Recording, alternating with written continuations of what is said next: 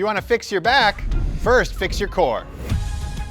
One of the most common causes of lower back pain is that your spine moves too much. It wiggles forward, it wiggles backwards, and when this happens, we start to create compression inside the discs, like right here. We get compression, the disc can bulge out, and they can pinch these little nerves right here that innervate the spine, which can cause pain in your lower back, numbness and tingling in your legs, etc., etc. So how do we limit this? Well, we have to prevent the spine from wiggling back and forth as we do daily movements in our life. But here's the deal. Most people think that you need to strengthen your core muscles, like the rectus abdominis right here, in order to strengthen your core so you don't hurt your lower back. And while that's true, you do need to strengthen your core, those are the wrong muscles. What you want to do is strengthen all the muscles inside the abdominal cavity, like these muscles right here. The pelvic floor, the diaphragm, the internal obliques, the transverse abdominis, because what these muscles do is they create intra-abdominal pressure to contain the spine in one piece, allowing you to not bend and twist through the spine when you're doing daily movements. But most people don't know how to activate these muscles.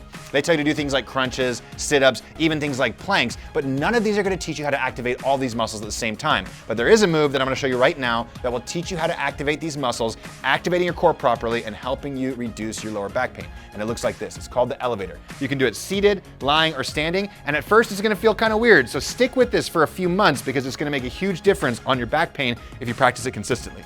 So here's how it works. Here's my belly button, here's my hip right here. I'm gonna take two fingers, these are the people, and I'm gonna put them right there in between the belly button and the hip on both sides. So these are the people riding the elevator, right? We're gonna push in on our belly like this, and then I'm gonna push out with my core muscles to try and lift the people up on the elevator like this, okay? For a lot of people when you're first getting started, it means you having to take a big breath like this. And then the moment you exhale, the fingers go back in. That's totally fine. That's where everybody starts out. Once you're able to do this and hold the fingers out, now it's time to start taking shallow breaths.